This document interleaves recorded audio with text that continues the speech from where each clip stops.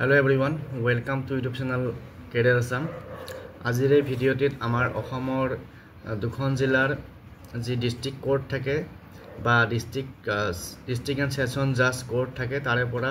ওলোৱা দুটা advertisement share কৰিব বিচাৰিছোঁ আৰু প্ৰথমটো আহিছে কামৰূপ মেট্ৰ' জুডিচিয়াৰী বা কামৰূপ মেট্ৰ' ডিস্ট্ৰিক্ট সেশন জাজ কোৰ্টৰ পৰা তো ইয়াতে অলৰেডি যোৱা 14 মেত 12টা পোষ্টৰ কাৰণে এডভাৰটাইজ হৈছিল পিয়ন প্ৰসেস সাৰ্ভাৰ ড্ৰাইভাৰ এনেকুৱা বিভিন্ন পোষ্টৰ কাৰণে তো ইয়াৰে লগত আৰু নতুনকৈ এটা পিয়নৰ পোষ্ট আৰু দুটা প্ৰসেস সাৰ্ভাৰৰ পোষ্ট নতুনকৈ আকৌ এডভাৰটাইজ কৰা হৈছে তো ইয়াতে আনৰিজাৰ্ভড এটা পোষ্ট আৰু প্ৰসেস সাৰ্ভাৰ আনৰিজাৰ্ভ এটা আৰু ওবিসি এটা এইকেইটা পোষ্টৰ কাৰণে যিসকলে ইণ্টাৰেষ্টেড তেওঁলোকে এপ্লাই কৰিব পাৰে আৰু এপ্লাই কৰা লাষ্ট ডেট হৈছে অহা 24 জুলাই 10 জুলাইৰ পৰা 24 জুলাইৰ ভিতৰত এইকেইটা পোষ্টৰ কাৰণে এপ্লাই কৰিব লাগিব আৰু এপ্লাই কৰিবৰ কাৰণে আপোনালোকে ষ্টেণ্ডাৰ্ড ফৰ্ম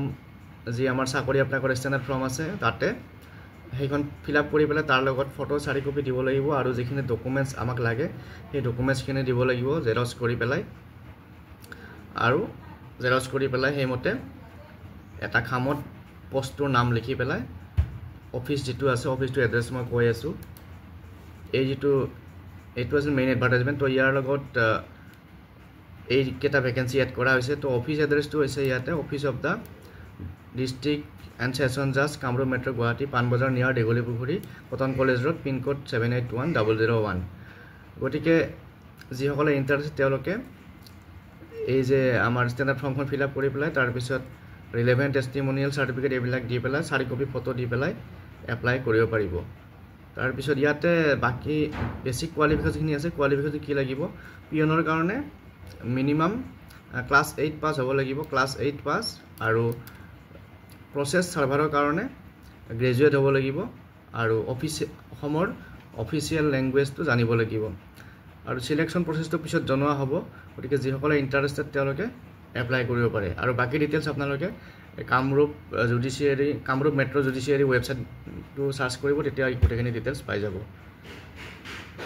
ইয়াৰ পিছৰ এডভাৰটাইজমেণ্টটো আহিছে আমাৰ ডিস্ট্ৰিক্ট এণ্ড সেশন জাজ কোকৰাঝাৰৰ পৰা আৰু ইয়াতো পিয়ন গ্ৰেড 4ৰ 4টা ভেকেঞ্চি আছে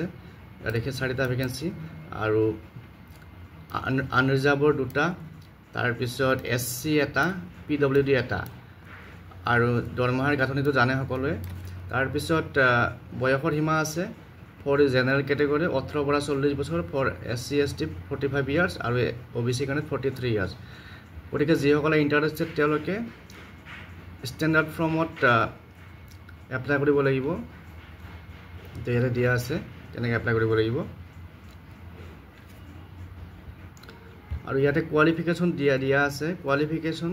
মাষ্ট ক্লাছ 8 পাছ কৰা হ'ব লাগিব মিনিমাম কিন্তু হাই সেকেন্ডাৰী পাছ কৰা সকলে এপ্লাই কৰিব নোৱাৰে যদি আপুনি মেট্ৰিক পাছ কৰিছে এপ্লাই কৰিব পাৰিব কিন্তু হাই সেকেন্ডাৰী যদি পাছ কৰিছে তেতিয়াহ'লে এপ্লাই কৰিব নোৱাৰে আৰু এখন এপ্লিকেশ্যনৰ লগত এখন আণ্ডাৰটেকিং দিব লাগিব য'ত লিখা থাকিব he or she has not pass HLC or equivalent examination or above অৰ্থাৎ আপুনি যে হাই সেকেন্ডাৰী পাছ কৰা নাই সেইটো তাৰ এখন আণ্ডাৰটেকিং এপ্লিকেশ্যনৰ লগত গাঁঠি দিব লাগিব তাৰপিছত এপ্লিকেশ্যনৰ লগত কি দিব লাগিব ইয়াত দিয়া আছে এটা খামত ফৰ্মখন ভৰাই পেলাই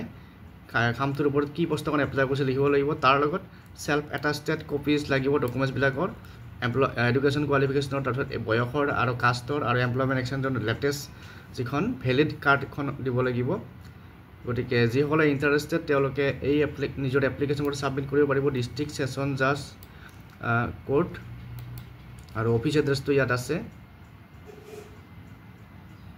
অফিচ এড্ৰেছটো ইয়াত দিয়া আছে দ্য ডিস্ট্ৰিক্ট এণ্ড সেশন জাজ কোৰ্ট কোকৰাঝাৰ